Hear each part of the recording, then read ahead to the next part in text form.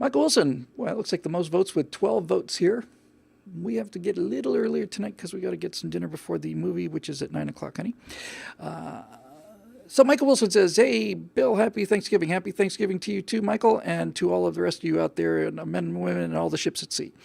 There was a case in Maryland where a man who was a legal gun owner was killed in his home by police for resisting gun confiscation due to someone reporting him as a threat. Why is it that no one seems to be talking about things like this happening, and what should people do when the cops come for their guns? Well, let's just preface this, Michael, by me saying that I don't know anything about this story, and so I'm going to be working under the assumption that what you said is factually correct. I'm not calling you a liar. I'm just saying sometimes different things come out. Well, we did that story about this security guy who was killed by cops after subduing the shooter, which seemed virtually unjustifiable to me. Later on, you hear reports from people saying that the cops many times said, put the gun down, and he didn't. I don't know. But in this particular situation, assuming that it's correct,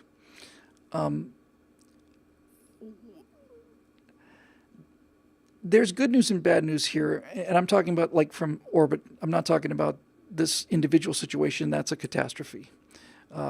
It's just a crime and so on. It's just not, I tend to have more sympathy for the police officers than I do, although in this particular case, it's not a whole lot of sympathy.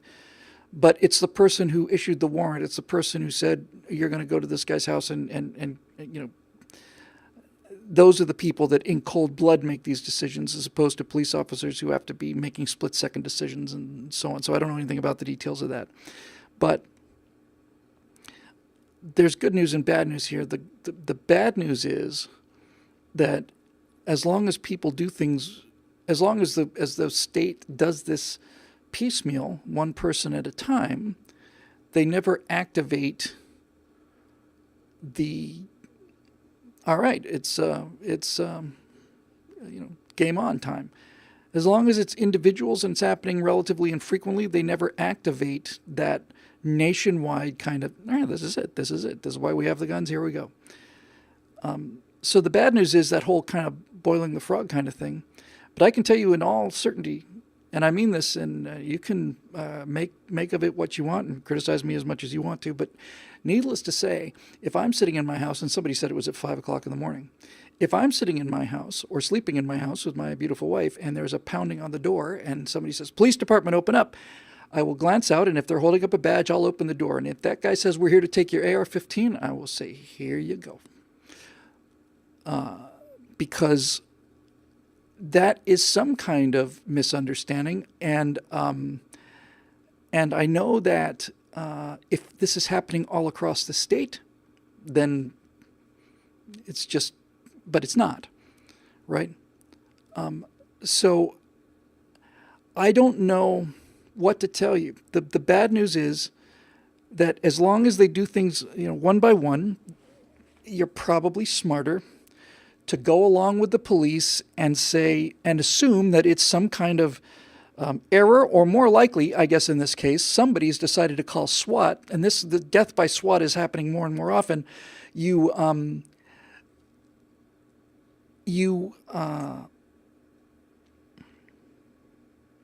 call the police department and you say there's an active shooter in this house, and I've seen him, with his rifles. The police go in there and they have to act on that, and then off you go.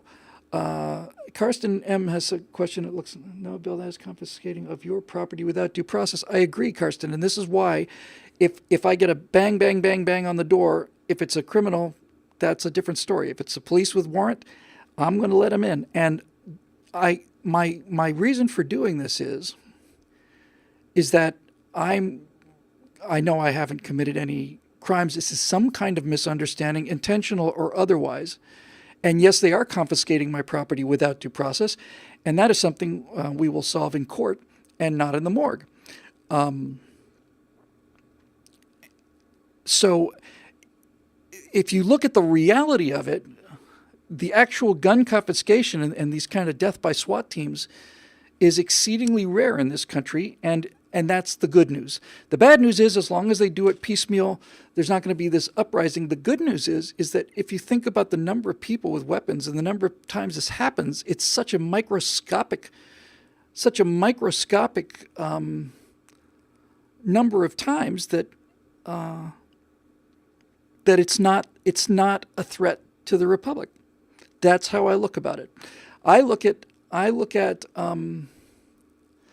Carson, I understand all this. You've got a great point, and I'm with you about the warrants. I'm with you about property. I'm with you about all of that.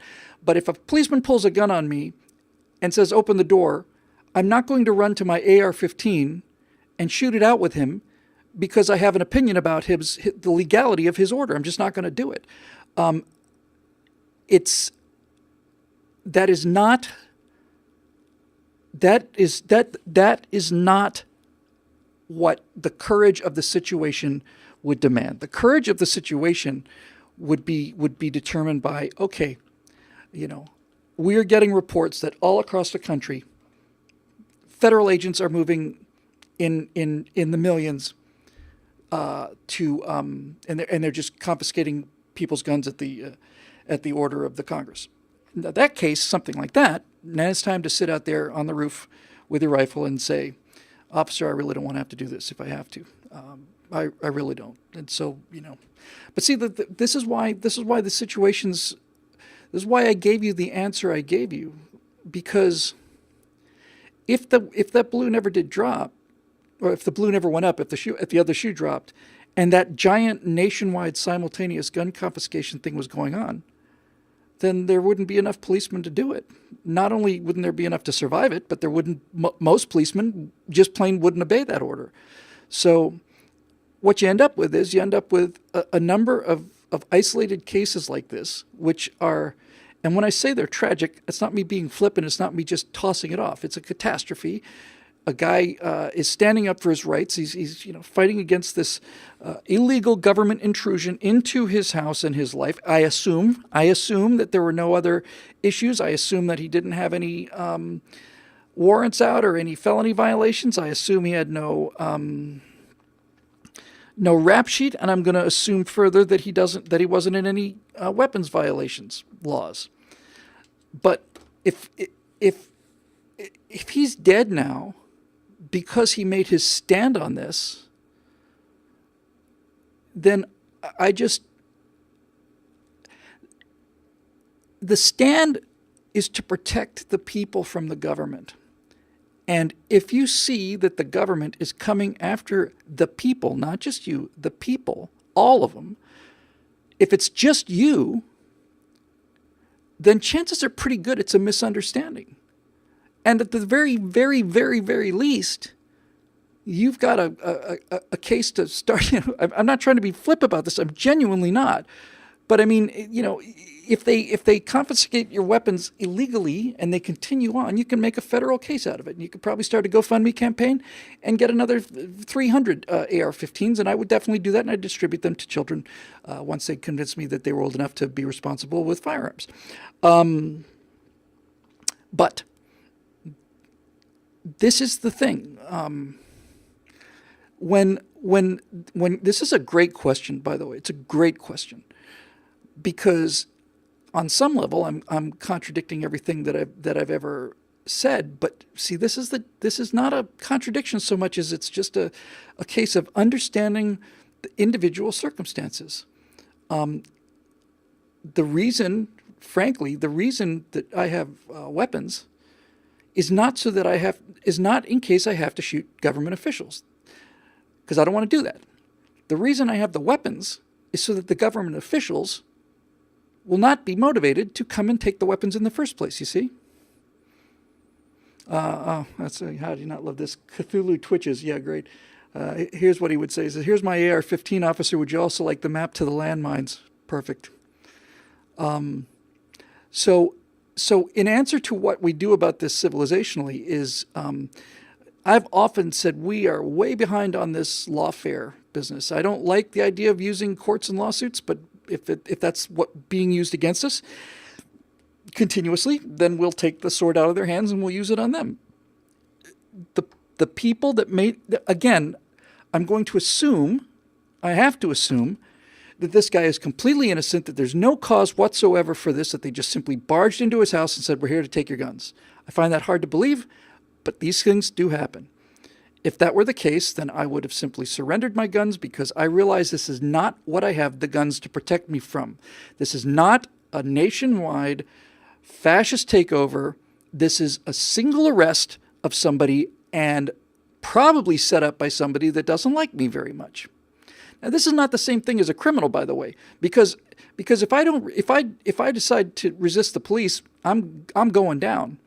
And the law, if I decide to resist a criminal, the law is on my side, and I don't expect a criminal to be rational. In other words, if a criminal comes into my room, and I say, well, you can take the stuff too, I'm making the same decision. No, I'm not going to get in a shootout over the police because they're after me with a warrant that maybe I don't deserve or didn't earn.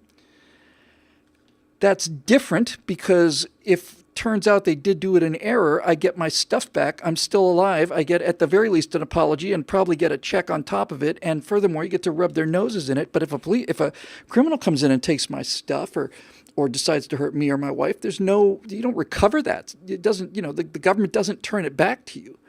So, the reason I like this question so much is because it goes to the question of reason and rationality and where is the balance? Where's the balance in the actual real world? I suppose that one extension of the argument for saying, no, he did the right thing is to say that if you're convinced you haven't committed any crimes, you might as well just shoot through the door, right? If the police are coming, just shoot them through the door with a shotgun. Why wait for them to come inside? If you're convinced that's what's going on. So here's a much better question. Bob Neef says, what if California passes a law that says you have to turn in your AR-15? If California passes a law that says I have to turn in my AR-15, I'll have a long conversation with my wife. And I will say, honey, there's some other lovely neighborhoods in the country as well. I would say that the whole California experience is a slippery slope. It's a constant degradation from being the most vibrant economy and the most inventive economy to becoming a third world nation run by crooks and thieves. And I would make the case to say this whole thing is a slow slide, but this is a line. It's a line, and that's a line where we better just say, I think this is where we probably need to get out, honey, because if that's the case, this is not only not a free state anymore. Before, the lack of freedom was something that was annoying to me because I wasn't breaking any laws, but now they're actively intruding upon our lives to take away this fundamental freedom. And if we just sit still for this, then we deserve what we get. So that's what I would do. Now, Cthulhu Twitches says, Bill, you should have your wife do more videos with you. She's a babe, and that means more viewers. I couldn't agree more, honey. I've been asking you, please, baby, please, baby. Can you do the next one here with me? We'll do them together. They can ask you all kinds of personal questions about me. You can say all of the wonderful, flattering things that you say to me all the time, and it's your big chance to tell everybody that I don't have any negative characteristics whatsoever. It's finally a chance for you to, to kind of, just sort of, I don't want to say pay me back for my awesomeness. I'm just kind of saying, just kind of let people in on, the inside scoop on just how wonderful it must be for you.